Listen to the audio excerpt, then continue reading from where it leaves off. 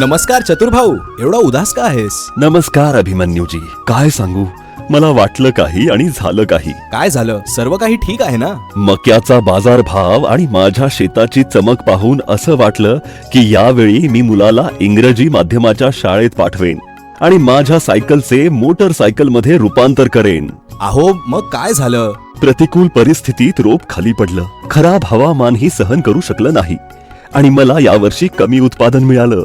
ठीक आहे. चतुर्भाऊ, बघा, तुम्ही जी वैशिष्ट्ये बघून बियाणे निवडत आहात ते खरे तर सर्व दाखवण्याच्या गोष्टी आहेत. आम्हाला असे बियाणे हवे आहे जे प्रतिकूल परिस्थितीतही जास्तीत जास्त उत्पन्न देईल. खरंच असं बियाणं आहे का? चतुर भाऊ, तुम्ही नेहमी तुमच्याच दुनियेत हरवलेले असता.